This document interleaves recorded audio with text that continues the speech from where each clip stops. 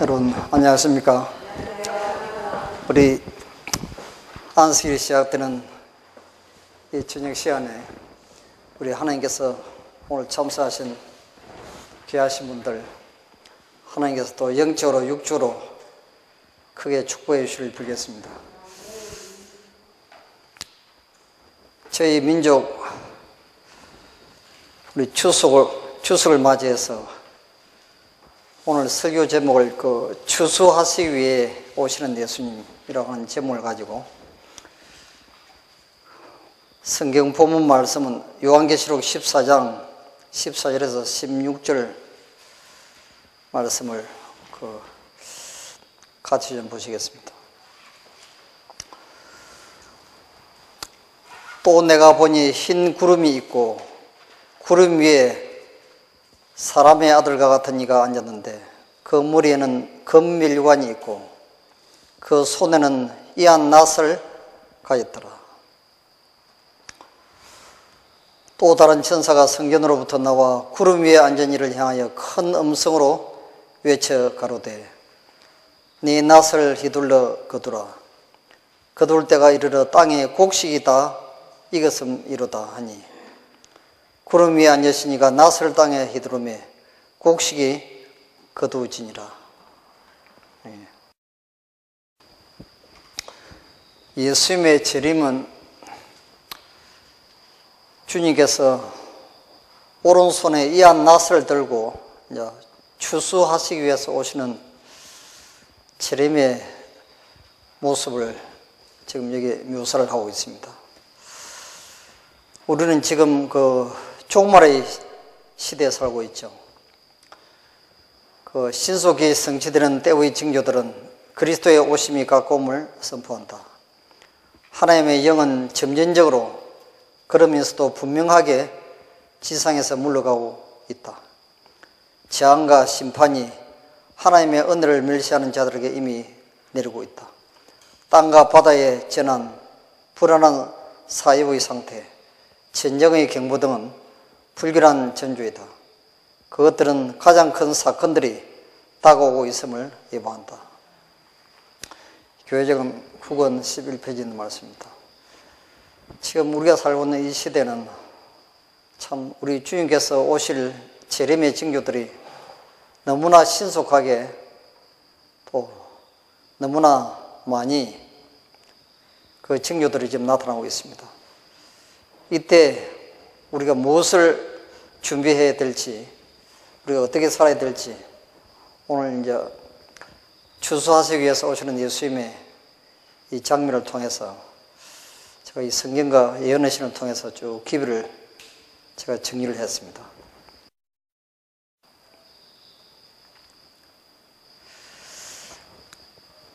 이 예수님이 추수하시기 위해서 오시는 이 모습은 우리 사람의 마음속에 성령의 열매를 추수하시기 위해서 오시는 것입니다. 성령의 열매는 사랑과 희락과 화평과 오래 참음과 자비와 양성과 충성과 온유와 절제라고 기록되어 있습니다. 이 열매는 결코 멸망치 않고 그 종류대로 수확을 내어 영생에 이르게 할 것이다. 여러분들 가을에 이 포도를 여러분 먹으면 굉장히 달고 맛이 있죠. 우리 사과, 배, 이 참 과일들이 얼마나 참 아름답고 또 하나님께서 저희 사람들을 얼마나 사랑하시는지 우리가 이 참 가을이 되면 이 곡식이나 이 과일들을 통해서 우리가 하나님의 사랑을 풍성히 느낄 수가 있습니다. 우리 사람의 마음속에도 이 맛있는 또 아름다운 과일처럼 우리 품성에 있어서 여기 보시는 것처럼 이제 사랑, 희락, 화평, 또 오래 참음, 자비, 양성, 충성, 온유, 이 절제, 이것은 예수 그리스도의 생에서 나타난 아름다운 품성의 그 특징들입니다. 그래서 지금 실물교훈 68페이지, 69페이지에 있는 말씀처럼 열매가 익으면 곧 낫을 때나니 이는 추수 때가 이르렀음이니라.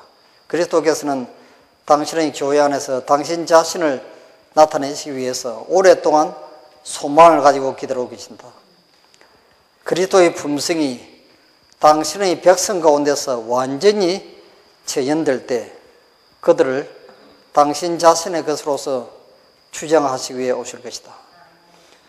오늘 이 기별의 핵심은 우리 생애 속에 어떻게 하면 예수 그리스도의 그 아름다운 사랑의 품성이 나타날 수 있는지 그 구속의 과학을 같이 좀 연구하려고 합니다. 요 마태복음 21장 43절에는 그러므로 내가 너희에게 이르노니 하나님의 나라를 너희는 빼앗기고 그 나라에 열매 맺는 백성이 받으리라. 이 열매가 이제 중요한 것이죠. 모든 나무는 열매로서 판정된다. 각 사람은 그의 고백이나 믿음에 의해서가 아니라 행위에 의하여 심판을 받을 것이다. 그가 얼마나 많은 고백을 했느냐는 질문을 결코 하지 않고 어떤 열매를 맺었느냐 하는 질문을 할 것이다. 이 교회적은 1권 454페이지에 있는 말씀입니다. 그래서 우리는 이 하나님께서는 이 마지막 시대에 그가 믿는다고 공언하는 그 믿음에 의해서가 아니고 그 사람이 마음속에 간직하고 있는 그 믿음이 참된 믿음인가 하는 것은 행위로 알 수가 있다는 것입니다. 이것이 이제 심판의 기준이 된다는 것이죠.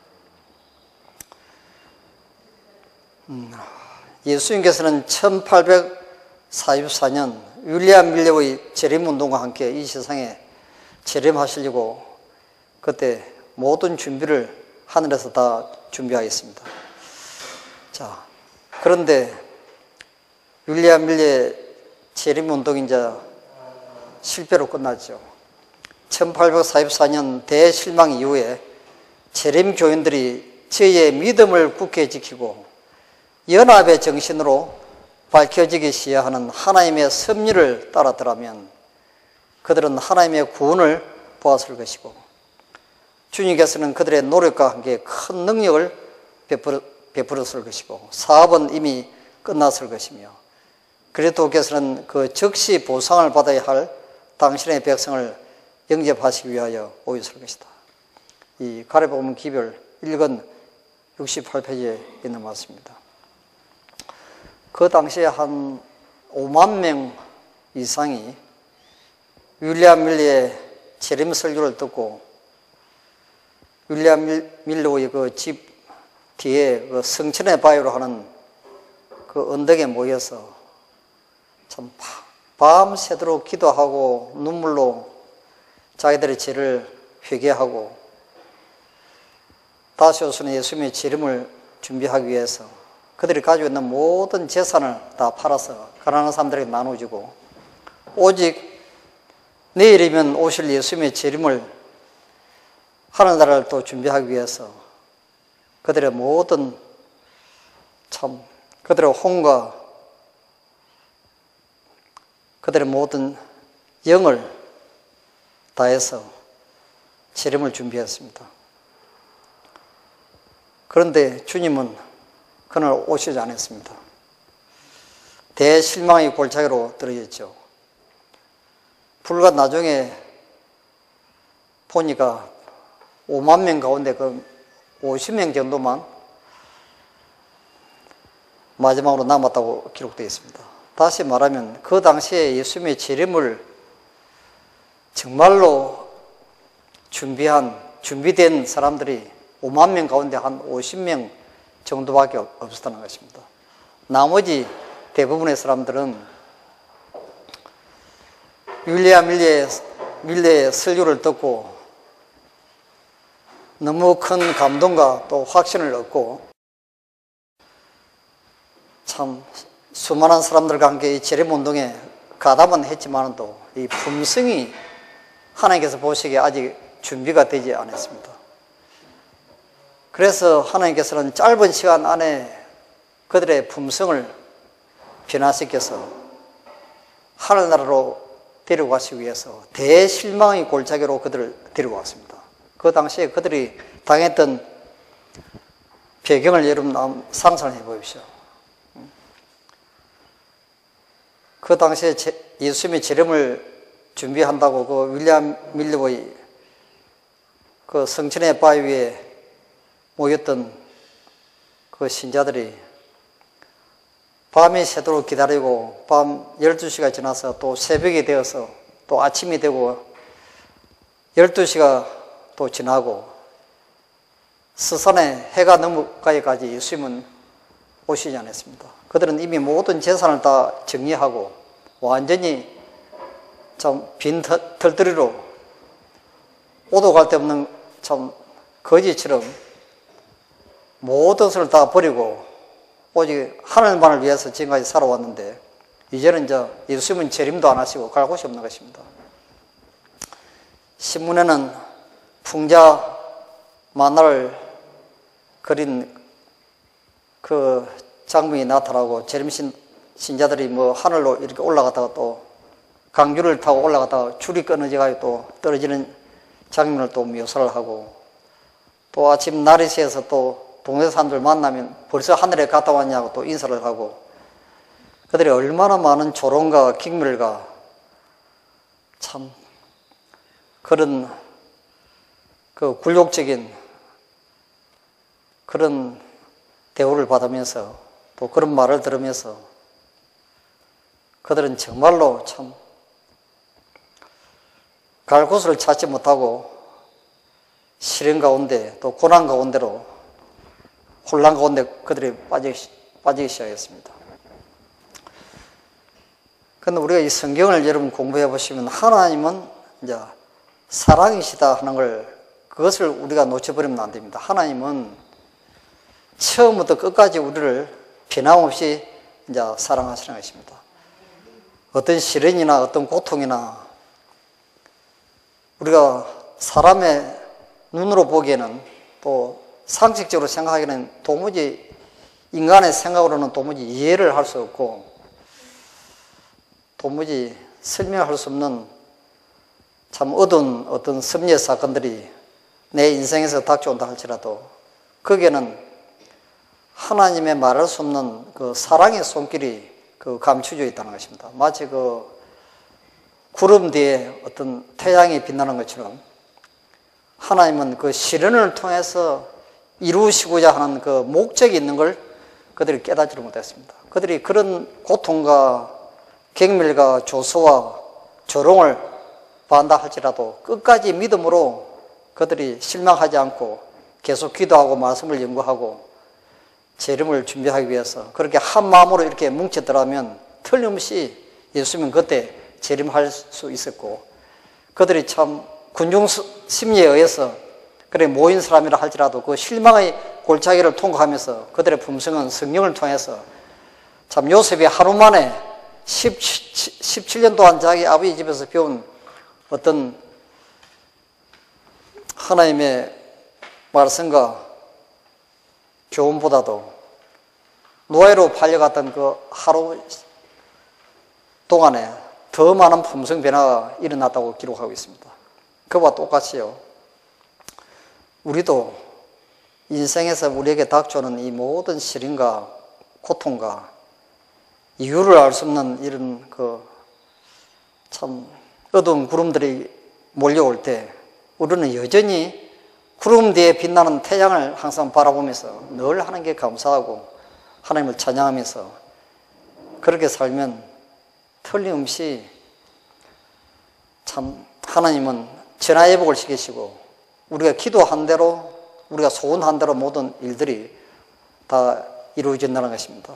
그래서 그 말이 여기서 이제 하나님의 섭리를 따르더라면 그 말입니다. 이게 그런 뜻입니다. 그들은 하나님의 구원을 보았을 것이요. 그 당시에 하나님의 섭리가 무엇입니까?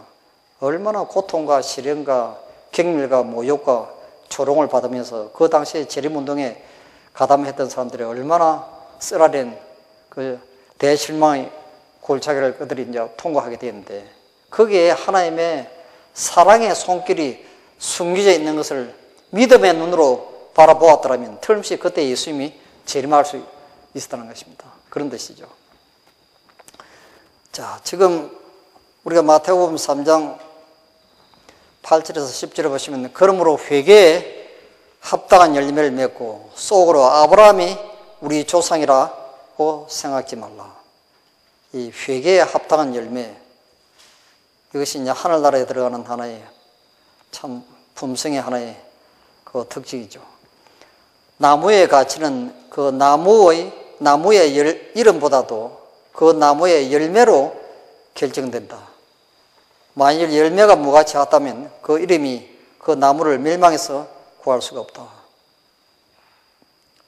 요한은 유대인에게 하나님 앞에서 그들의 입장은 그들의 품성과 생애에 의하여 결정될 것이라고 선언하였다.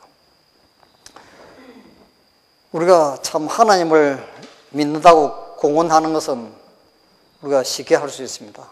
우리가 교파를 초월해서 너도 나도 다 주님을 믿고 뭐 교회 나와서 예배드리고 그렇게 하죠. 그런데 하나님께서는 그들의 품성과 생애에 있어서 아름다운 열매를 맺지 아니하면 그건 전부 가짜라는 것입니다. 지금 이 침례원이 한 기별은 바로 이것입니다. 하나님이 능히 이 돌들로도 아브라함의 자손이 되게 하시리라. 이미 도끼가 나무 뿌리에 놓였으니 좋은 열매 맺지 아니하는 나무마다 찍혀 불에 던지우리라. 여러분, 하나님은 돌을 가지고도 아브라함의 자손을 만들 수 있다는 것입니다. 무생물을 가지고도 하나님께서는 아브라함의 자손을 만들 수 있다는 것입니다. 그런데 왜 유대인들이 구원을 받지 못하고 메시아가 탄생했을 때 메시아를 영접하지 못하고 그렇게 배반을 했는가? 참 우리가 이 성경을 자세히 연구해 보시면 하나님께서 돌을 가지고도 하나님의 백성으로 만들 수 있는데 우리가 하나님 말씀대로 살겠다고 결심하고 내가 동의하고 내가 마음의 문을 열고 그 진리를 내 마음속에 받아들일 준비만 되어 있다면 아무리 악하고 아무리 타락하고 아무리 이 세상에서 버림받은 사람이라 할지라도 아주 결정적으로 그 사람을 변화시켜서 하늘나라에 데려갈 수 있다는 것입니다. 우리가 이제 쭉 뒤에 보시면 그 이유가 나옵니다. 어떻게 그렇게 될 수 있는지 그 방법을 지금 설명을 하고 있습니다. 이 누가복음 13장 6절에서 9절에 보시면 이 열매 없는 무화과나무 비유를 예수님께서 말씀하셨습니다. 이에 비유로 말씀하실 때 한 사람이 포도원에 무화과나무를 심은 것이 있더니 와서 그 열매를 구하였으나 얻지 못한지라 가 원지기에게 이르되 내가 3년을 와서 이 무화과나무에 실과를 구하되 얻지 못하니 찍어버리라. 어찌 땅만 버렸느냐? 대답하여 가로되 주인이여 금년에도 그대로 두소서. 내가 두릅하고 거름을 주리니 이후에 만일 실과가 열면 이으니와 그렇지 않으면 찍어버리소서 하였다 하시니라. 주님께서는 참 열매 없는 무화과를 그냥 찍어서 버리고 싶은데 또 1년을 기다리고 또 다음 해를 또 기다리고 또 3년을 또 기다리고 얼마나 애타게 또 간절히 그 열매를 기다렸던 것처럼 옛날 고대 이스라엘 백성들에게도 역시 마찬가지고 지금 우리에게도 마찬가지입니다. 하나님께서 보시기에 우리 속에 지금 이 성령의 열매, 예수 그리스도의 아름다운 품성이 나타나야 되는데 금년에도 참으시고 또 내년에도 참으시고 또 참으시고 그래서 예수님께서는 천년을 하루같이 하루를 천년같이 그렇게 오래오래 참고 기다리시는 것입니다. 이와 같이 그리스도를 따르는 자들도 성령의 변화시키는 능력을 증거할 것이다. 일상생에서 의와 자비와 하나님의 사랑이 나타날 것이다. 그렇지 않으면 그들은 불에 던져질 죽정이와 같다. 의의, 자비, 하나님의 사랑, 이것이 바로 성령의 열매들이죠. 그러니까 이건 곡식을 준수하시기 위해 오시는 예수 그리스도의 재림은 신자들의 생애 속에 예수 그리스도와 같은 품성, 즉 성령의 열매가 그들의 생애 속에 나타나는 것을 이제 상징하는 것입니다. 자, 우리가 예수님께서는 이 요한복음 15장 5절에 이 포도나무 비유를 말씀하셨습니다. 나는 포도나무요 너희는 가지니 저가 내 안에 내가 저 안에 있으면 이 사람은 과실을 많이 맺나니 나를 떠나서는 너희가 아무것도 할 수 없습니다. 여러분, 나무 중에 이 포도나무처럼 쓸모없는 나무가 없습니다. 여러분, 이 포도나무 가지고 뭐 걸상을 만들 수 있습니까? 뭐 집을 질 수 있습니까? 그렇다고 뭐 추운 겨울에 불을 뗄 수가 있습니까? 이거는 열매를 제외하고는 아무것도 필요 없는 나무가 이 포도나무입니다. 이 포도나무는 자기 스스로 또 일어서지도 못합니다. 그래서 지주를 또 세워줘야 간신히 올라가서 또 열매를 맺기도 하죠. 농부가 그 더운 여름에 땀을 흘리면서 참 거름을 주고 물을 주고 풀을 뽑고 약을 치고 그렇게 수고를 하는 오직 한 가지 목적은 열매 때문에 그런 것입니다. 이 열매가 없다면 농부가 무엇 때문에 그렇게 수고를 하겠습니까? 그래서 예수님께서 하필이면 이 그 많은 과일나무 중에 이 포도나무 비유를 하시는 그 이유를 여러분 아셔야 됩니다. 이 잎이나 그 줄기나 이런 나무 사실은 소용이 없는 것보다도 결국 농부가 바라고 원하는 것은 열매를 원하는 것입니다. 그와 똑같이요.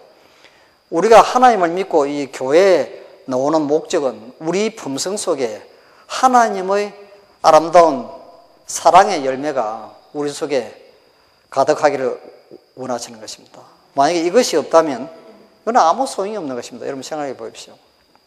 그런데 이 포도나무를 여러분 자세히 보시면 나는 포도나무요 너희는 가지니 저가 내 안에 내가 저 안에 있으면 이 사람은 과실을 많이 맺나니 나를 떠나서는 너희가 아무것도 할 수 없습니다.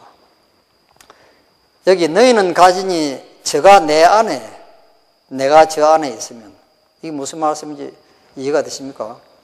포도나무 그 줄기가 포도나무 그 둥치에 연속적으로 이렇게 계속 연결되어 있어야 영양분을 뿌리에서부터 이렇게 흡수를 해서 그 가지로 해서 이렇게 열매까지 전달이 될 수 있는데 이 가지가 여름에 덥다고 저 어디 나무 밑에 가서 낮잠 자다가 심심하면 한 번씩 와서 또 붙어 있다가 또 나중에 또 춥다고 또 저 이불 쓰고 또 들어가고 앉아 있다가 또 가끔 왔다 갔다 하면 여러분 이 열매 맺겠습니까요?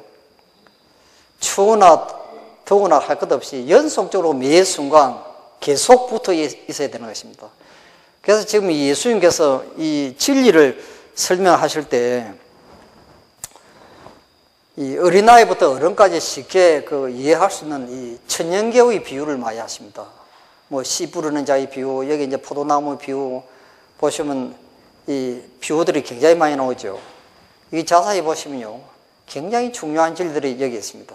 자, 이 포도나무 비유가 왜 중요하느냐 하면요, 여기 골로새서 1장 21절에 보시면 전에 악한 행실로 멀리 떠나 마음으로 원수가 되었던 너희를, 우리 한국말 번역에 그렇게 되어 있죠. 근데 영어 성경 뉴 잉글리시 바이블에 보시면 먼저 그대가 하나님으로부터 분리되면, 우리가 하나님으로부터 분리되는 순간부터 우리 마음속에 누가 들어온다고요? 원수 마귀가 자동적으로 들어오도록 되어 있습니다.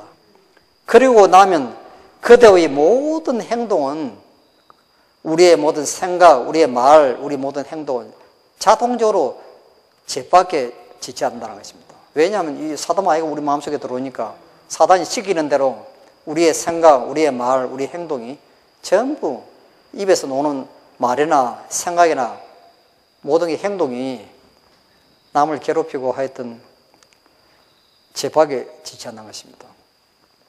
자, 여기에서 이제 중요한 것이 있죠. 포도나무에 붙지 않은 가지는 살 수가 없다. 이거 잘 보십시오. 예수께서는 너희가 나를 떠나서는 살 수 없으리라고 말씀하셨다. 너희가 나에게서 받은 생명은 계속적인 교통을 통해서만 유지될 수 있다. 이거 잘 보십시오. 계속적인 교통입니다. 계속적인 교통. 그러니까 눈 딱 떠서부터 잘 때까지 우리가 우리는 포도나무 가지고 예수님은 포도나무입니다. 가지가 포도나무에 계속적으로 붙어 있어야 제대로 열매가 맺지. 떨어졌다 붙었다 이렇게 하면 열매가 맺지 않는다는 것입니다. 이 말씀이 무슨 뜻인지 자세하게 또 말씀을 드리겠습니다. 너희가 내 안에 거하고 내 말이 너희 안에 거하면 무엇이든지 원하는 대로 구하라. 그리하면 이루리라고 예수께서는 말씀하신다. 자, 여기 거한다는 말씀이 나옵니다. 이 거한다는 말씀이 무슨 뜻인지 여러분 이해가 되십니까? 이 영어로 어바이드라는 단어를 씁니다. 어바이드.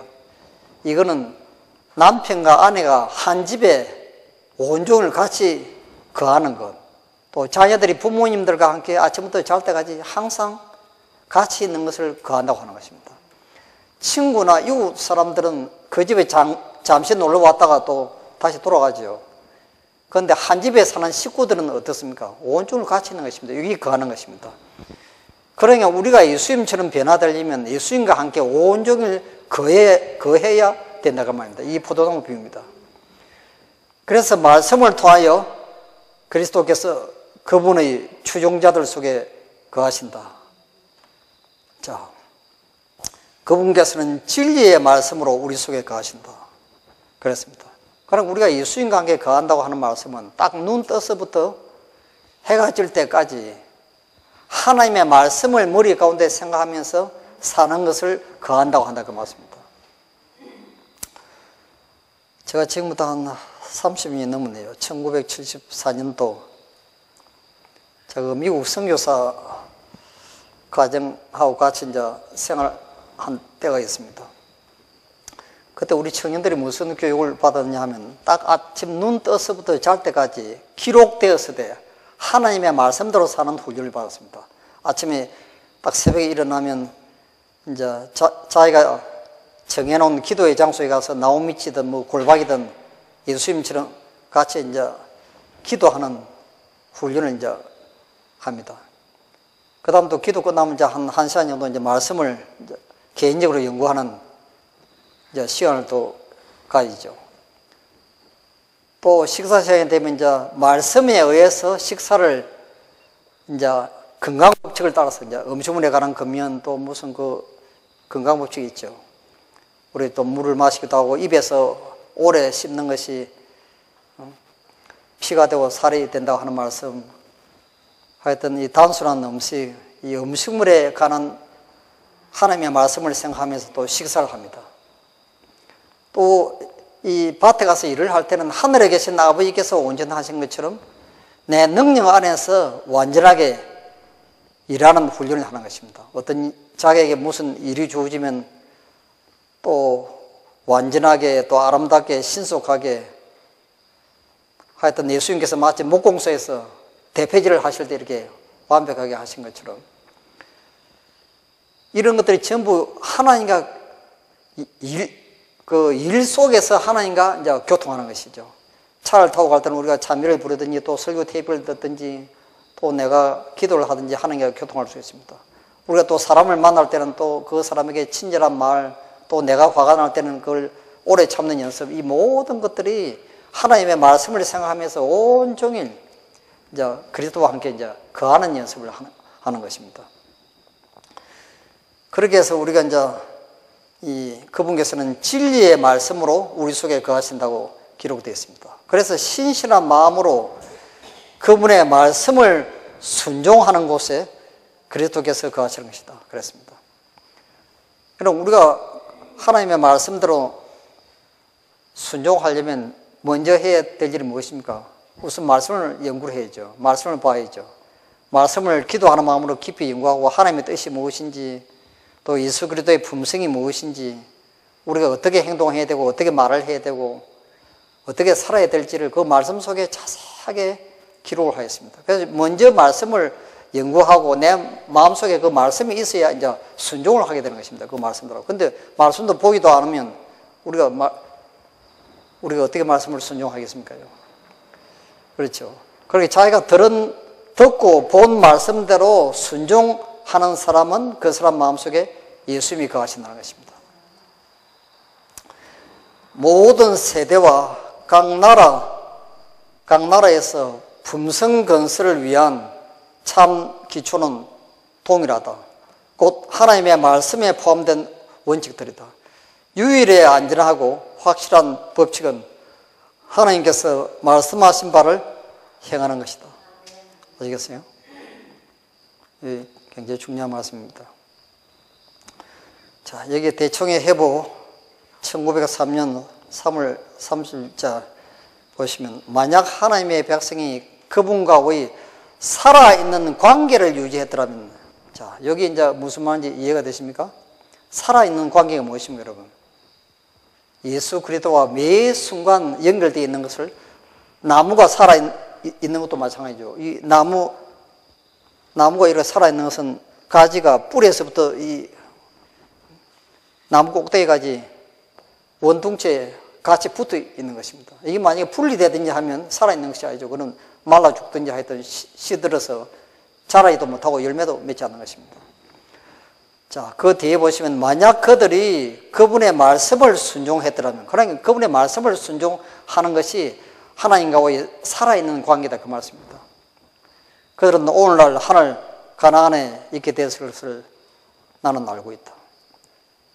그럼 우리가 예수 그리스도와 살아있는 관계를 유지했더라면 우리는 벌써 하늘나라에 가 있을 것이다. 그러면 왜냐하면 포도나무 가지가 포도나무에 붙어 있으면 1년만, 아무리 늦어도 1년만 지나면 열매가 맺도록 되어 있는 것입니다. 그와 똑같이요. 우리도 하나님과 살아있는 관계를 유지만 하면 예수 그리스도의 그 아름다운 품성은 저절로 포도송이처럼 우리 속에서 열매가 맺히도록 되어 있다는 것입니다. 그런데 이 살아있는 관계를 유지하지 않기 때문에 이제 문제가 생기는 것이죠. 그래서 교회적인 5권 47페이지에 보시면 우리의 생명은 포도나무의 줄기에서 와야 한다. 포도나무의 줄기가 어디입니까? 예수 그리스도입니다. 우리가 성령의 열매를 맺으려면 매일 매 시간 그리스도와 개인적으로 연합하고 그분과 교통하는 길밖에 다른 길이 없다 했습니다. 자, 요 굉장히 중요한 말씀이죠. 그러니까 우리는 이 교회 다니는 이 교회 생활이 너무너무 형식적이고 교회 예배 시간만 마치고 이제 문 밖에만 나가면 또 다른 사람들처럼 똑같은 생각, 똑같은 말, 똑같은 행동 그렇게 만약에 한다면 그런 이제 문제가 있는 것입니다. 그건 포도나무 가지가 포도나무 줄기에 붙어 있는 것이 아닙니다. 그런 게 이제 문제가 생기는 것이죠. 자, 여기 시대소망 325페이지 보시면요. 악에 대한 유일한 방어는 그리스도의 의를 믿음으로 말미암아 그리스도를 마음속에 내재시키는 것이다. 하나님과 산 연결을 맺지 아니하면 우리는 결코 자기를 사랑함과 자아방종과 죄에 대한 유혹의 부정한 영향을 대항할 수 없다. 우리는 많은 악습을 벌일 수도 있을 것이며 얼마 동안 사단과의 관계를 끊을 수도 있을 것이다. 자, 이거 이제 잘 보십시오. 그러나 순간마다 자신을 굴복시키므로 하나님과 산 연결을 가하지 아니한다면 우리는 패배할 것이다. 그리스도와 개인적으로 친숙하고 계속적인 교통이 없이는 우리는 원수의 마음대로 되어 마침내 그의 명령을 쫓을 것이다. 그럼 이 믿음으로 말미암은 이 의의 기불은요, 예수 그리스도와 살아있는 관계를 유지하는 것을 의미하는 것입니다. 이게 보시면 매 순간 계속적인 교통, 예수님과의 계속적인 교통인 것입니다. 이러한 살아있는 관계가 없기 때문에 우리 개인의 생애에서 성령의 열매가 나타나지도 않고 예수님처럼 우리 품성이 또 변화되지 않기 때문에 예수님이 제려면 이렇게 100년 이상을 오래 지체하고 또 지체하고 이렇게 예수님은 열매가 우리 생애 속에 나타나기를 금년도 참으시고 지금까지 이렇게 참으시고 지금까지 이제 100년 이상을 이렇게 지체하고 계시는 것입니다. 자, 여기 가려보면 기별 1권 397페이지 보시면요. 우리가 침례받을 때 칭이 소위 어렵다 하심의 축복이 계속 유지되는 것은 우리의 의지를 끊임없이 매 순간 하나님께 굴복하고 하나님의 말씀에 순종할 때만이 우리가 처음 침례받았을 때 그 어렵다 하는 축복이 연속된다는 것입니다. 아시겠습니까? 저 어떤 친구들은요, 학생들 보면 오늘 침례받았다고, 친구 오늘 축구한다고 술집에 한 잔 낸다고 데려와가지고 또 한 잔 먹고 하면 그런 친구도 있습니다. 저는 침례받고 저희 친구가 저를 술집에 데려갔어요. 한턱 낸다고 하면서. 그래서 술을 그냥 뭐 한 잔을 따라가 이렇게 주니까 제가 그걸 오늘 나는 침례받았기 때문에 나는 죽어도 나는 안 마신다. 그러니까 또 반잔을 따라줘요. 그럼 반잔만 마시다. 나는 안 마신다. 또 반잔을 또 따라주면서 또 이것만 마시다. 그것도 안 마셨어요. 나중에는 한 몇 방울 정도 이제 밑바닥에 이제 떨어뜨려가지고 이제 맛만 봐라 이러죠. 나는 죽어도 나는 안 마신다. 하나님 앞에 이제 서약을 했기 때문에 나는 오늘부터 새로운 삶을 사기로 이제 결심했다. 그다음에 그 친구가 막 화가 나가지고 술병을 막 벽에다 던져버리고 뭐 컵을 막 주인이 와가지고 야단법씩 나왔어요. 그러니까 이 어렵다 하심의 축복이 계속 유지되는 것은 우리가 침례받을 때 하나님과 서약하고 맹세한 그 말씀대로 우리가 살아야 되는 것입니다. 이게 없이는요, 이게 아무 소용이 없는 것입니다. 자, 여기 정로의 계단 62페이지에 보시면 이 칭이, 우리가 참 탕자가 아버지 집으로 돌아왔을 때 그 아버지가 자기 아들의 그 더러운 옷을 벗기고 새 옷을 갈아입히고 손에 가락기를 끼우고 새 신발을 신기고 하는 장면이 나오죠.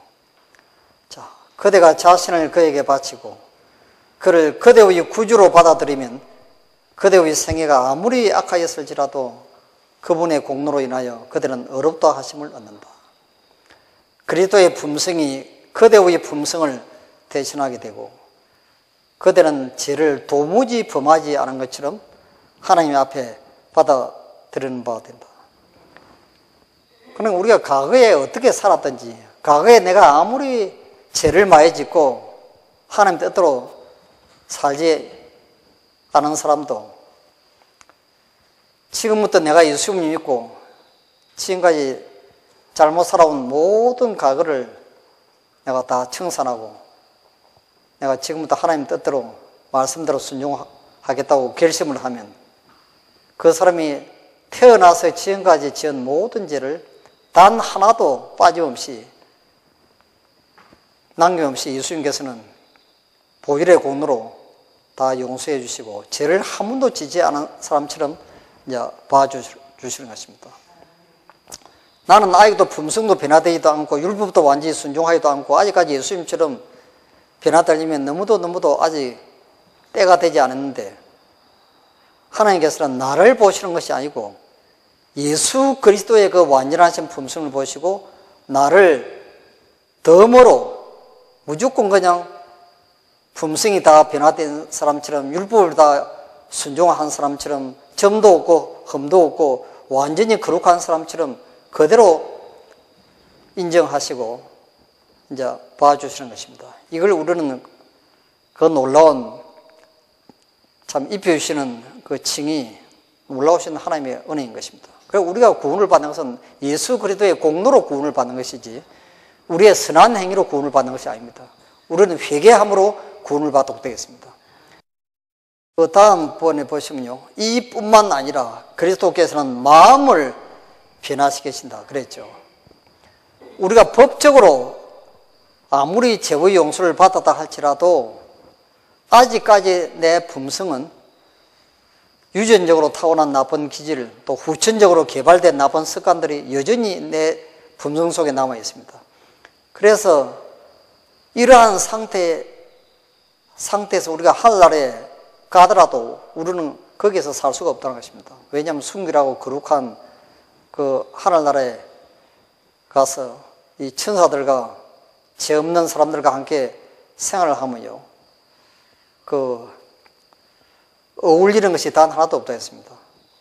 그래서 하나님께서는 이 성령을 통해서 우리 품성을 거듭나게 하시고 변화시켜서 우리가 하늘나라에서 영원히 살 수 있는 품성의 적합성을 우리에게 이제 나누어 주시는 의로 이걸 이루어 주시는 것입니다. 이걸 우리는 이제 성화라고 하죠.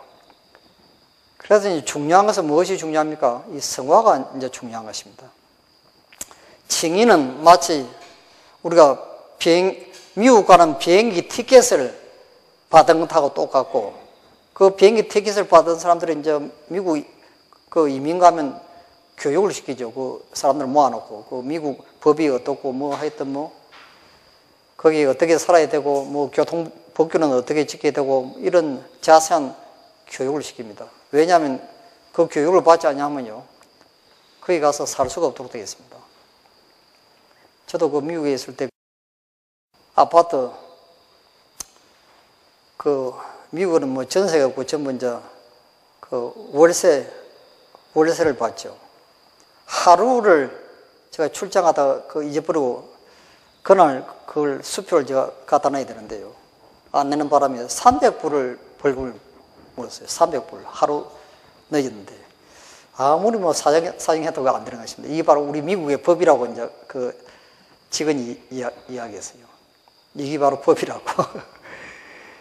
그러니까 여러분들이 이 하늘나라도 그냥 간다고 되는 것이 아니고 그 하늘나라에 가서 살 수 있는 이 적합성, 이 품성이 준비가 되어야 되는 것입니다. 이것이 이제 성화고, 지금 우리 본문에서 이야기한 열매가 바로 이것을 의미하는 것입니다. 보시면, 그런 믿음으로 말미암아 그대의 마음 가운데 거하신다.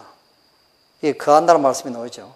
그대는 이 그리스도와의 연합을 믿음으로 말미암아, 또는 그대의 마음을 항상, 이 항상이란 말이 바로 매 순간 시간마다 날마다 그런 뜻이에요. 항상 그에게 바침으로 말미암아 유지해야 할 것이다. 그렇습니다. 자, 여기 이제 목사들에게 보는 증언 79페이지 보시면요, 사단은 하나님의 영의 지배 아래 결정적으로 두지 않는 모든 사람의 마음을 지만들었습니다. 이 결정적이라는 말이 무슨 뜻이냐면 매 순간이라는 뜻입니다. 매 순간 시간마다 결정적으로 하나님 편에 우리 마음을 두지 않는 모든 사람들의 마음을 사단은 이제 지배한다고 했습니다. 자, 여기 보시면 이제 그리스도의 마음을 품은 사람은 곧 그리스도 안에 있는 사람이다. 이 산상문 104페이지에 있죠. 여러분, 그리스도의 마음을 알려면 어떻게 해야 되겠습니까? 그리스도의 마음을 품은 사람. 우리가 예수님의 생애를 깊이 연구를 해야 되겠죠. 여러분, 집에 가시면 그 시대의 소망, 예수님의 생애를 기록한 그 시대의 소망이라는 책이 있습니다. 또 실물교훈, 또 뭐 정노의 계단, 치료봉사, 이거 다 예수님의 생애를 기록한 책이죠. 이러한 책들을 깊이 연구하시면 예수님의 품성이 어떠한 것인지, 예수님의 마음을 알 수가 있습니다. 그래서 예수 그리스도와 같은 품성을 담고 싶은 사람은 곧 그리스도 안에 있는 사람이다. 그런 뜻이죠. 자, 여기 시대소망 349페이지 보시면요, 구주의 생애 모본은 제자들을 교육하는 데 있어서 단순한 교리적인 교훈보다 훨씬 더 효과적이었다. 그들이 예수에게서 떠나게 되었을 때 모든 표정과 음성 그리고 말씀은 저들에게 되살아났다. 구주의 생애의 모본은, 그러니까 이 교육을 시키는데 이 모본을 보이는 것보다 더 좋은 교육이 없다는 것입니다. 그래서 이 미국 사람들은요, 실용주의 교육을 아이들에게 가르치기 때문에요, 이 교사들이 이 학생들을 데리고 여러 곳으로 이렇게 견학을 시킵니다. 또 어떤 데는 또 비행기를 타고 또 유럽이고 그쪽에 이제 가서 또 현장들을 보게 만들고 그렇게 하죠. 저도 그 미국 사람 밑에 제가 보건학 공부를 또 받은 적이 있습니다. 이 학교에서 가르치는 수업은 짧게 하고 현장을 직접 가서 보여주고 그들 그 실무자들의 또 경험적인 말을 듣게 만들고 해서 이 견문을 넓히는 것입니다. 이게 이제 미국에서 하는 하나의 실용주의 교육이죠. 우리 신앙생활도 사실은 무엇이 중요한 것이냐면 이 모본이 중요한 것입니다. 우리가 이 교회에 나오는 것도 사람들이 예수 믿는 사람들 뭐 보고 교회에 나오겠습니까? 우리가 아무리 전도하고 아무리 좋은 말로 이야기한다 할지라도요. 그 교회에 다니는 사람들이 모본이 되고 정말로 친절하고 사랑이 넘치고 이기심이 없어야 믿는 사람들이 그 교회에 다니는 사람들의 생애를 보고 교회에 나오고 싶은 충동을 느끼지.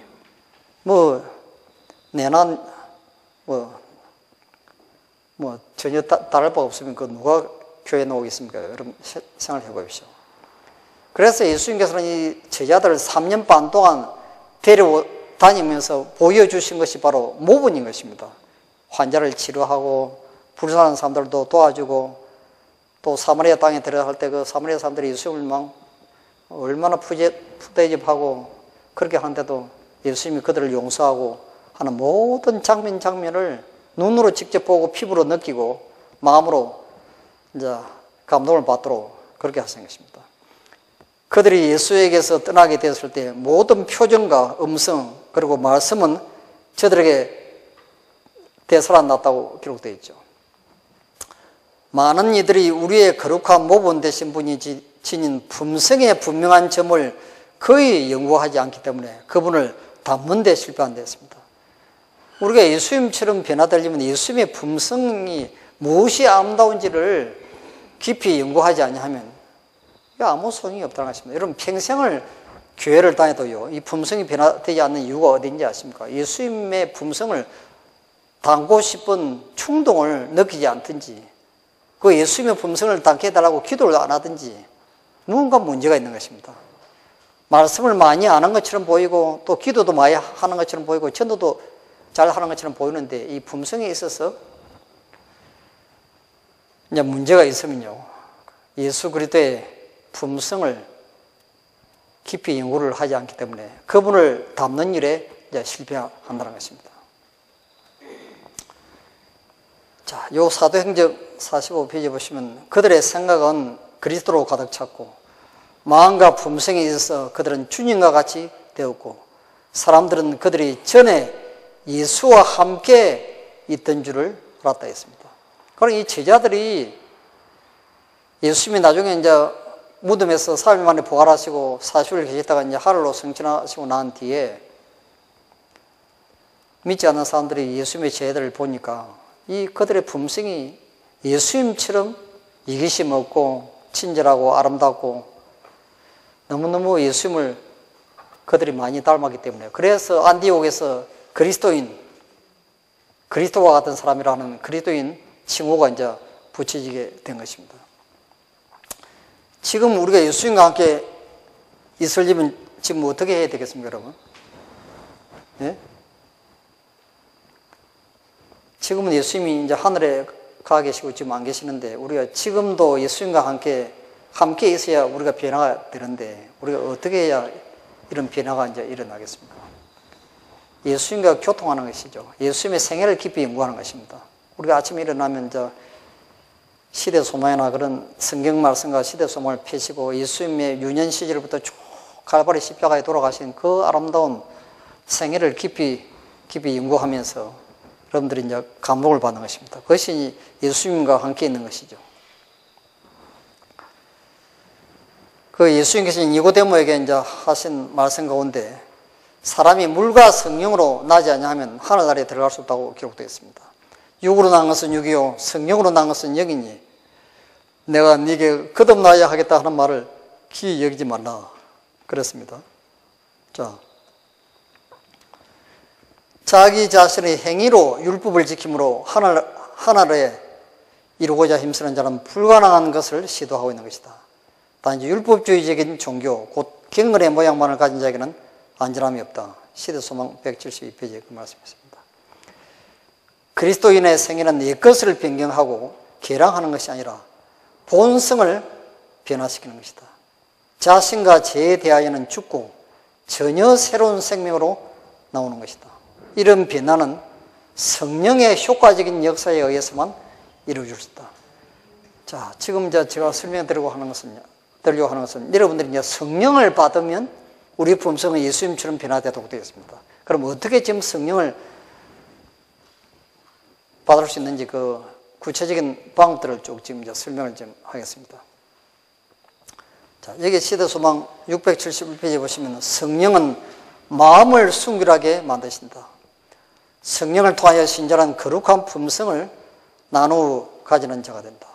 그리스도께서는 모든 유전적이며 개발된, 배양된 악의 성향들을 이기며 당신 자신의 품성을 당신의 교회에 새기는 거룩한 능력으로서 당신의 성령을 주셨다. 그러니까 우리가 성령을 받기만 하면 우리의 유전적인 나쁜 기질, 그다음 후천적으로 개발된 나쁜 습관까지 다 없어질 수 있다는 것입니다. 우리가 이 성령을 받아야 우리 품성이 변화되도록 되어 있습니다.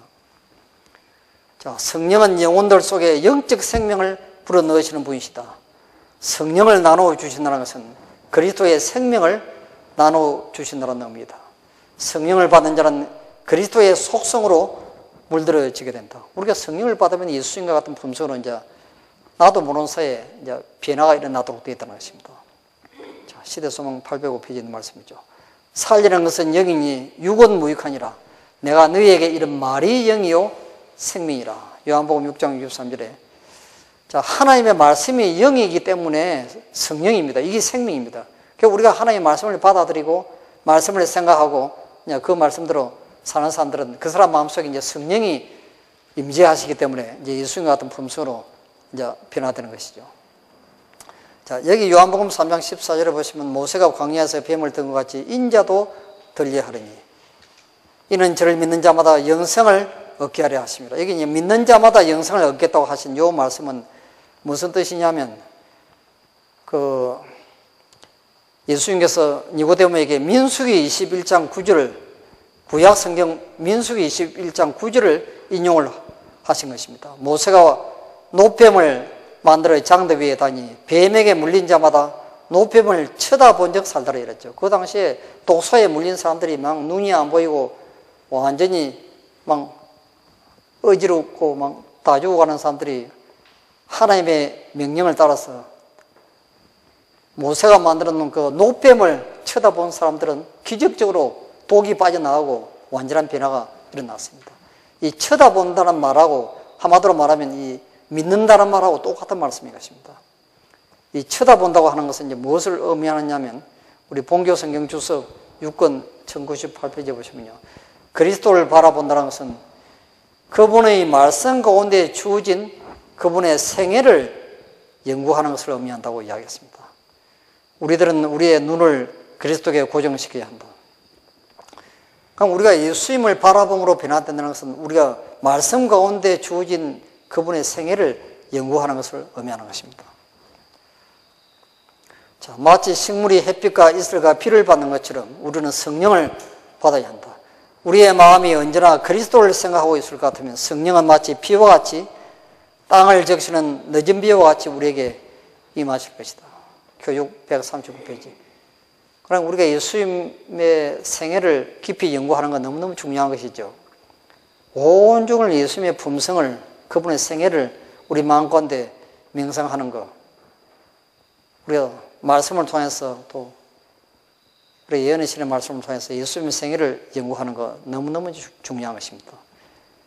우리의 마음이 언제나 그리스도를 생각하고 있을 것 같으면 이 성령은 마치 빛처럼 저절로 임하도록 되어 있다는 것입니다.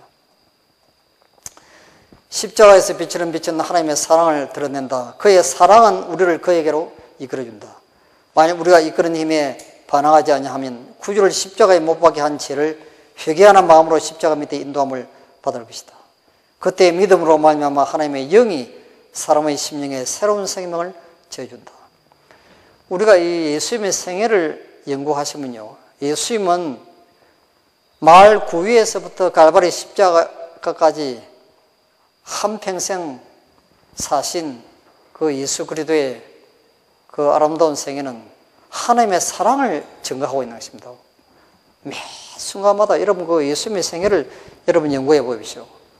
예수님은 어릴 때부터 참 공중에 날아가는 한 마리의 새가 땅에 떨어지면 그것을 참아 볼 수가 없어서 참 그것을 싸매서 그 새를 살리기 위해서 애를 쓰시고, 또 나귀가 무거운 짐을 싣고 또 언덕을 올라가면 그것을 참아 볼 수가 없어가지고 뒤에서 그 고통을 덜어주기 위해서 예수님이 그것을 또 뒤에서 이렇게 밀어주고, 또 자기 이웃에 불쌍한 사람이 있으면 당신이 먹는 밥을 먹지 아니하고 그것을 손에 쥐고 가서 그 사람의 배고픔을 또 면하게 그걸 도와주고, 또 자기 형들이 이웃 사람들에게 거칠은 말을 할 때는 거칠은 말을 하고 사람들이 또 상처를 받을 때는 또 찾아가가지고 또 위로를 해주고 동정과 사랑을 베풀고, 이 예수님의 생애는 처음부터 끝까지가 이 무와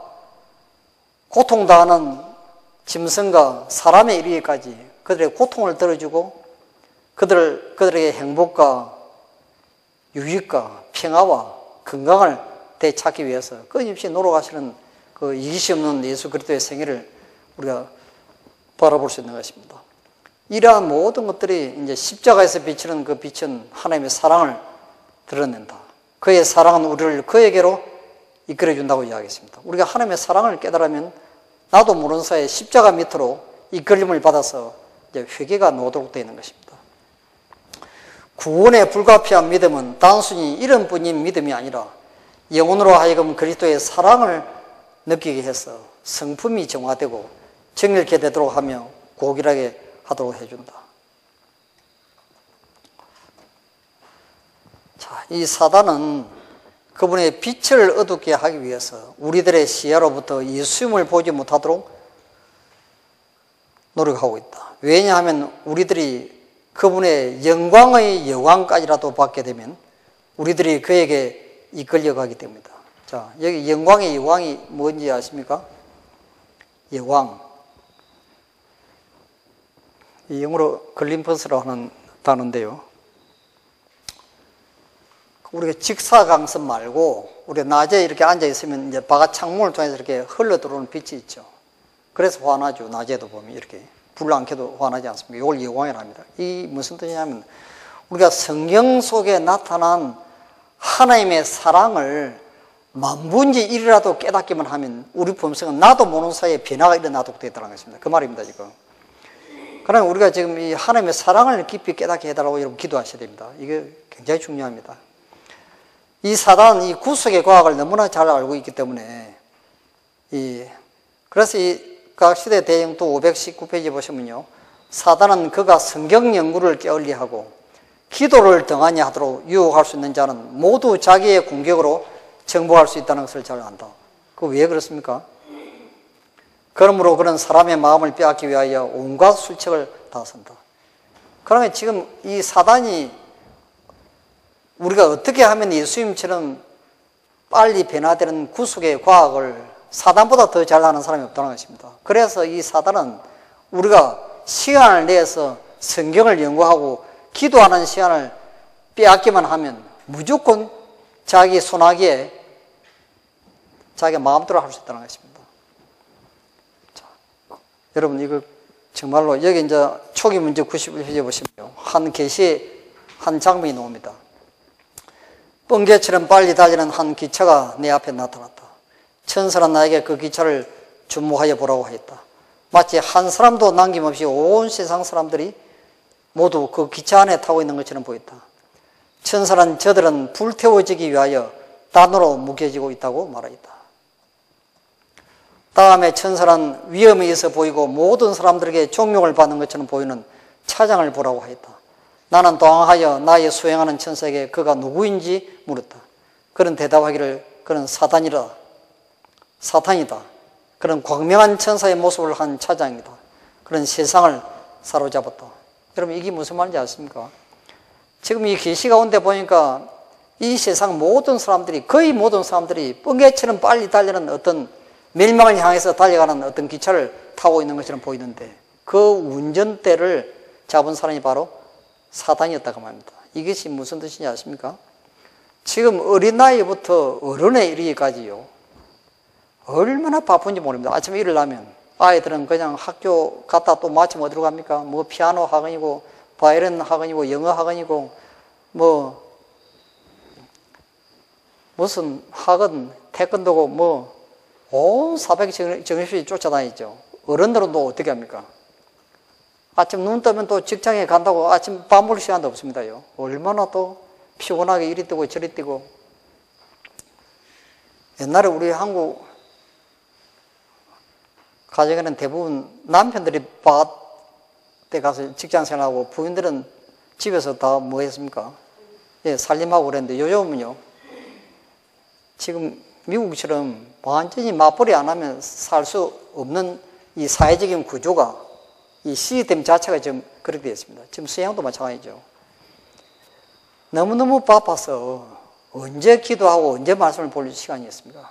그래서 이 마지막 시대에 하나님께서 그 선지자를 통해서 이 시골 생활을 하라고 하는 그 이유 가운데 하나가 이 시간 때문에 그런 것입니다. 이 시골에서 자기가 뭐 마음대로 출퇴근 시간이 있습니까? 뭐 기도하고 싶은 대로 기도하고 뭐 말씀 연구하고 싶은 대로 하고 뭐 겨울에는 농사일이 없으니까 막 온종일 그냥 막 눈이 오든지 말든지 하여튼 방 안에서 명상하고. 그러니까 우리가 이 품성이 예수 그리스도와 교통하지 아니하면요 우리 품성이 변화되지 않도록 되어 있습니다. 그러니까 이 살아있는 관계라고 하는 것이 전부 이런 것들이죠. 자, 여기 이제 선지자 왕 333페이지 보시면 날마다 우리의 말과 행동은 우리가 교제하는 자들에게 감명을 끼치고 있다. 우리 입술에 파수꾼을 세우고 우리의 발걸음을 주의 깊게 지켜야 할 필요가 얼마나 큰가. 우리는 우리가 인간의 마음에 심은 사상을 거두어들 수 없다. 만일 그 사상들이 악한 것이라면 우리는 멈출 수 없는 악의 조수, 즉 환경이란 열차를 움직이고 있는 것이다. 그럼 우리 도시생활을 하면서 이제 듣는 거, 보는 거, 하는 일 모든 것이 이 하늘나라하고는 전혀 상관없는 그런 생각들로 우리 마음이 가득 차 있다면 그 말입니다. 그것은 도무지 참 이 변화시킬 수 없는 이 환경 열차를 타고 있는 것이나 똑같다는 말씀이죠. 자, 이 성령을 받는 또 한 가지 방법은요, 사랑과 동정을 베푸는 장소마다 이 성령의 역사가 나타난다 했습니다. 우리가 참 남을 도와주는 거, 그렇죠? 사랑과 동정을 베푸는 사람마다 이 착한 사마리아 사람의 비유처럼요, 성령의 역사가 나타나도록 됐습니다. 여러분, 다른 사람 도와주면 기분이 좋죠? 이게 이제 마음에 이제 하늘의 평화가 찾아옵니다. 저도 이 차 타고 가면서 어떤 노인분들만 그 길에 있으면 제가 이제 같이 모시고 이렇게 가면요, 얼마나 감사하게 생각하는지 하여튼 기분이 좋은 것입니다. 이 사람이 옳은 일을 하고자 하는 그 모든 선한 욕망은 전부 그 사람 마음속에 계시는 그리스도께서 그렇게 하시는 것입니다. 알겠어요? 여기 나오죠. 사람이 옳은 일을 하고자 하는 진정한 욕망으로 저희 생애를 개선하려고 힘쓰는 일이 있을 때마다 저들을 이끄는 것은 곧 그리스도의 능력인 것이다. 저들이 알지 못하는 한 가말에게 저들의 심령에 작용하여 양심이 각성되고 예부적인 생애가 개선되는 것이다. 이 정로의 계단 27페이지에 있는 말씀입니다. 자, 우리가 이 성령을 받은 또 한 가지 방법은 그리스도를 맹상함으로 받을 수도 있고, 또 성경을 여러분들이 기도하는 마음으로 읽으실 때, 또 우리가 지금 이 시간 또 이 설교를 들으실 때요, 성령이 임합니다. 이 이름이 성령이 임하도록 되겠어요. 그러니까 여러분들이 이 집회나 하여튼 부흥회나 또 소그룹이나 말씀이 주어지는 장소에 여러분 자주 가서 듣고 배우면요, 그 속에 눈에 보이지 않는 바람 같은 성령, 소위 이른비가 침례 요한의 아버지 사가랴 제상 부부에게 이 침례 요한의 그 부모님께 이 침례 요한을 어릴 때부터 어떻게 교육시켜야 할지를 이 천사를 통해서, 이 가브리엘 천사를 통해서 지시를 했습니다. 그래서 이 천사가 지시하는 대로 우리가 순종하면 성령이 임하도록 되었습니다. 이 마지막 시대 우리 엘렌 G 화이트요, 그 말년에 살았던 그 미국 캘리포니아 그 M7이라고 하는 그 집에 가면, 제가 수년 전에 그 집에 제가 가봤습니다. 그 손녀 딸인가 하여튼 뭐 할머니 되시는 분이 이제 쭉 안내를 하면서 이제 설명하는데, 이 엘렌 G 화이트 그 책상에 앉아가지고 계시를 받을 때 그 가브리엘 천사가 창문을 통해서 날라와가지고 바로 그 엘렌 G 화이트에 앉아있는 바로 맞은편에서 그 시대소망, 각 시대 대쟁투 책들을 기록하게 하였다는 것을 제가 듣고 너무너무 참 그때 큰 인상을 받았습니다. 그래서 이 예언의 신의 말씀을 순종하면 그 말입니다. 성령이 함께 하도록 되겠습니다. 아시겠습니까? 이 마지막 선지자의 기별에 주의하면 성령이 임하도록 되겠죠. 그래서 우리는 불가불 세상의 패권을 잡으려고 싸우는 두 큰 세력 중에 전자가 아니면 후자의 지배 아래에 있게 될 것이다.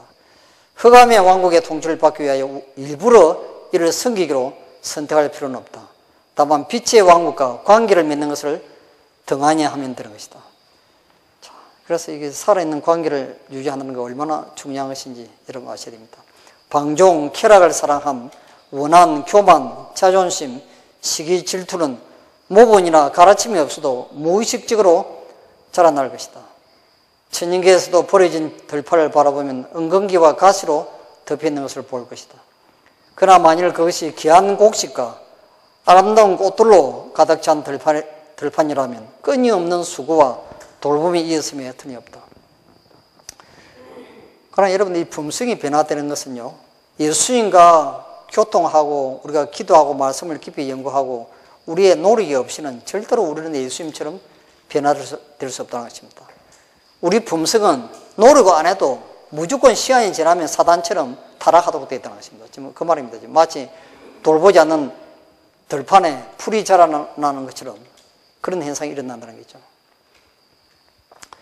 자, 여기 시대소망 324페이지에 보시면요, 오늘날과 마찬가지로 그리스도 당시에도 잠시 동안 사단의 지배로부터 벗어난 것처럼 보이는 사람들이 있었다.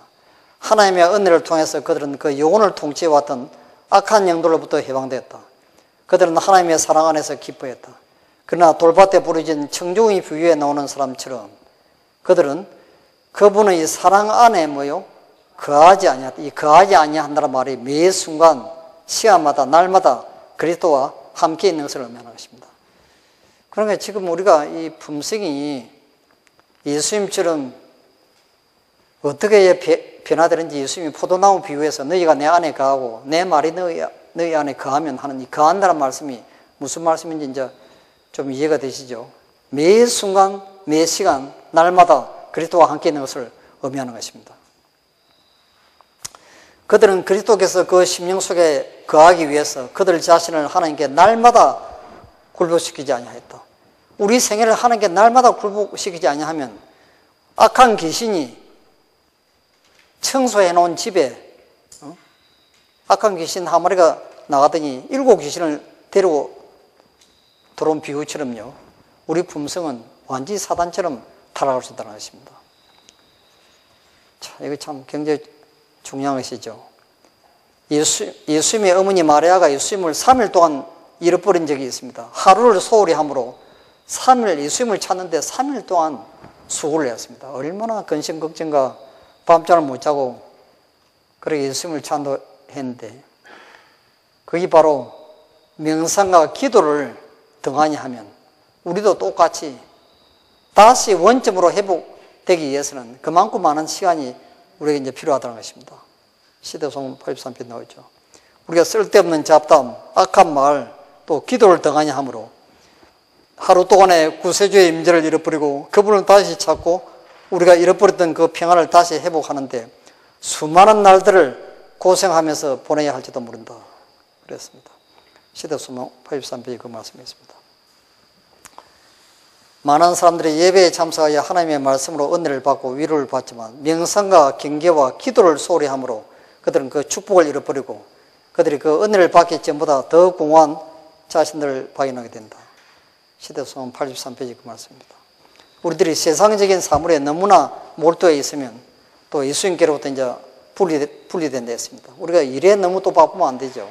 그래서 우리는 시간을 정해놓고 이렇게 기도하고 말씀을 연구하는 시간을 반드시 낼 필요가 있는 것입니다. 에녹이 하나님과 동행하더니 하나님이 그를 데려가심으로 세상에 있지 아니하였더라. 창세기 5장 24절에 그 말씀이 있습니다. 여기 보시면 그의 대화는 하늘나라에 관한 것이었고 늘 이 방면에 그만 생각하도록 뭐라 했습니까? 그의 마음을 교육을 시켰다는 것입니다. 그러니까 우리가 억지로라도 하나님과 교통하기 위해서 우리의 대화, 우리의 생각 이런 것들을 온종일 하늘나라에 관해서 또 예수님에 대해서 생각하도록 이렇게 교육시키는 거 이거 너무 이제 중요하다는 것입니다. 그가 계속해 자문해 본 것은 이것이 주님의 길인가 하는 것이었다. 그는 끊임없이 성장하였다. 그는 아버지 하나님과 아들 예수님과 우정을 나누었으니 이것이 곧 순수한 성화이다. 그렇습니다. 그는 주님께서 곁에 계신다는 것을 알았고 진리의 원칙을 굳게 지켰다. 우리도 이와 같이 하나님과 동행해야 한다. 그는 하나님의 모든 말씀을 순종함으로 이게 중요한 말씀이 나왔죠. 하나님 곁에 계속 가까이 있었다. 그러니까 이 에녹이 하나님과 300년 동안 동행했다고 하는 사실은 무엇을 보면 알 수 있냐면 하나님의 모든 말씀을 순종함으로 그렇게 했다는 것입니다. 우리도 그렇게 살아야 된다 그 말씀입니다. 우리가 이 마지막 때는 그 에녹이 바로 14만 4천인 죽음을 보지 않고 하늘로 승진하는 사람들의 하나의 표상이죠. 에녹이 하나님과 동행한 것은 계시나 환상 중에서 한 것이 아니라 매일의 생활에 모든 업무를 행하는 가운데서 한 것이다. 그런 자신과 세상과 완전히 차단시켜버린 언눈자가 되게 하지 않았다. 교회익은 8권 329페이지는 맞습니다. 왜냐하면 그런 세상에서 하나님을 위하여 할 일이 있었기 때문이었다.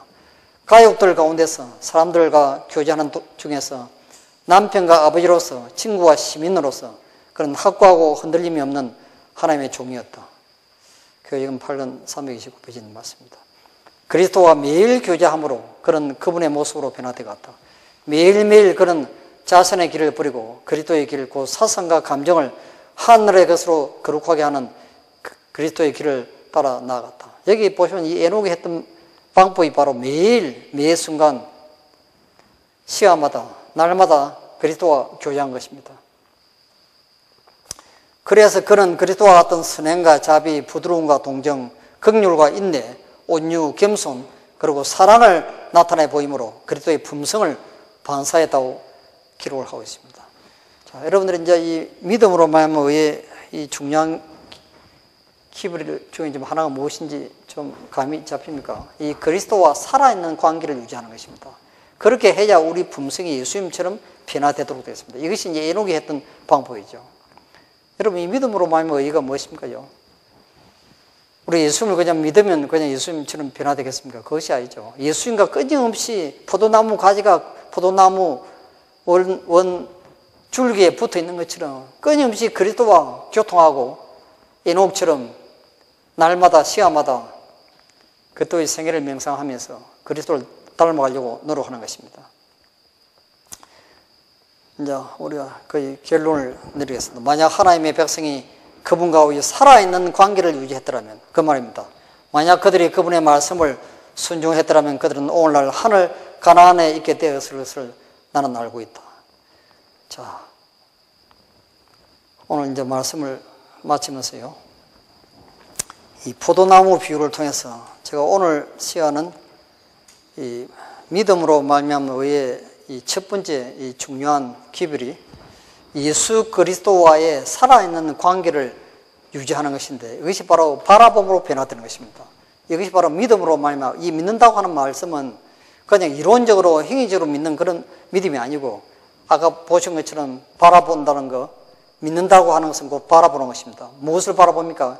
예수 그리스도의 생애를 깊이 명상하고 연구하는 것을 의미하는 것이죠. 그것이 바로 첫 번째 우리가 믿음으로 말미암아 예수님처럼 변화되어가는 아주 중요한 그 기별 가운데 중 하나입니다.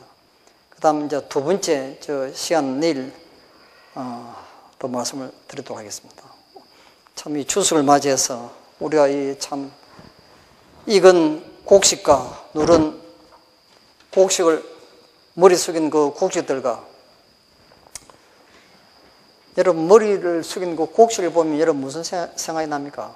예수님의 겸손, 그 참 겸손한, 온유하고 겸손한 그 예수님의 품성이 생각나죠. 우리가 참 포도송이나 배나 사과나 과일을 여러분 보십시오. 그 장면을 바라보면서 우리 품성 속에도 성령의 열매와 사랑의 열매, 예수 그리스도의 그 아름다운 품성의 열매가 우리 속에 맺혀야만 예수님이 그 익은 곡식을 추수하시기 위해서 재림하신다는 것입니다. 그래서 우리도 이 말씀을 깊이 생각하시면서 예수님과의 그 깊은 교제와 교통 속에서 그리스도와 같은 아름다운 품성으로 변화되시고, 우리 예수님께서 이 땅에 오실 때 여기에 오신 분들 가운데 한 분도 안 빠지고 그 하늘나라에서 영원히 살게 되시기를 간절히 빌겠습니다. 자, 제가 기도하고 마치겠습니다. 하늘에 계시는 아버지, 참 추석을 맞이하여 들판에 고개 숙인 누런 곡식들을 바라보면서 참으로 추수하시기 위해서 오시는 예수님의 장면을 저희들은 또 머릿속에 상상하게 됩니다.